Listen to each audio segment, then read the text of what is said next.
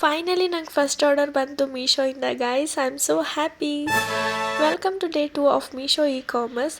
So ನಾನು ಇಷ್ಟು ದಿನದಿಂದ ಕಾಯ್ತಾ ಇದ್ದೆ ಯಾವಾಗ ನಂಗೆ ಆರ್ಡ್ರ್ ಬರುತ್ತೆ. ಆಲ್ಮೋಸ್ಟ್ 1 ವೀಕ್ 2 ವೀಕೇ ಆಗಿತ್ತು. ಬಟ್ ಫೈನಲಿ ನಿನ್ನೆ ನೈಟ್ ನನಗೆ ಫಸ್ಟ್ ಆರ್ಡರ್ ಬಂತು.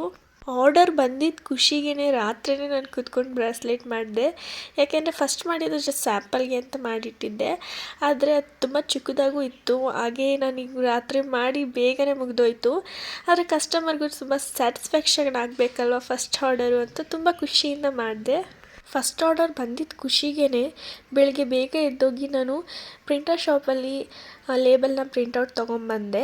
ಅದಾದಮೇಲೆ ಮನೆಗೆ ಬಂದು ನಾನು ಆರ್ಡರ್ ಬಂದಿರೋದನ್ನ ನನಗೆ ಪ್ಯಾಕ್ ಮಾಡ್ತಾಯಿದ್ದೀನಿ. ಸೊ ಈ ಬ್ರಾಸ್ಲೆಟ್ ತುಂಬಾ ಚೆನ್ನಾಗಿದೆ ಗೈಸ್. ಇದನ್ನು ತೊಗೊಳ್ತಾರೋ ರಿಯಲಿ ಲಕ್ಕಿ, ಅಷ್ಟು ತುಂಬ ಚೆನ್ನಾಗಿ ಬಂದಿದೆ.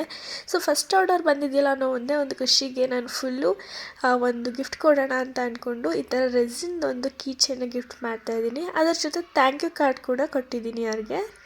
ಥ್ಯಾಂಕ್ ಯು ಕಾರ್ಡ್ ಜೊತೆ ಬ್ಯಾಕ್ ಸೈಡ್ ನಾನು ಅವ್ರಿಗೆ ಒಂದು ಮೆಸೇಜ್ ಕೂಡ ಹಾಕಿದ್ದೀನಿ, ಇದು ನನ್ನ ಫಸ್ಟ್ ಆರ್ಡರ್ ಆಗಿರೋದ್ರಿಂದ ಗಿಫ್ಟ್ ಕೊಡ್ತಾ ಇದ್ದೀನಿ ಅಂತ.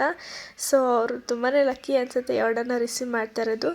ಆ್ಯಂಡ್ ನನ್ನ ಫೇವ್ರೆಟ್ ಟೈಮಿಂಗ್ ಅಂದರೆ ಈ ಲೋಗೋ ಸ್ಟಿಕ್ ಹಾಕೋದು, ಪಿಂಕಿ ಬ್ಲೂ ಅಂತ. ಸೊ ಥ್ಯಾಂಕ್ ಯು ಹಾಕ್ಬಿಟ್ಟು ಜಸ್ಟ್ ಪ್ಯಾಕ್ ಮಾಡಿ ಇಟ್ಟಿದ್ದೆ. ಇನ್ನೇನು ಮೀಶೋದವ್ರು ಬಂದು ರಿಸೀವ್ ಮಾಡ್ತಾರೆ ಅಂತ ಕಾಯ್ತಾ ಇದ್ದೆ. ಸೊ ಇದೇ ಥರ ಮುಂದೆ ಆರ್ಡರ್ಸ್ ನನಗೆ ಯಾವ್ದು ಸಿಗುತ್ತೋ ಅದೆಲ್ಲ ಇದೇ ಥರ ಖುಷಿಯಿಂದ ಪ್ಯಾಕ್ ಮಾಡಿ ಕಳಿಸ್ತೀನಿ.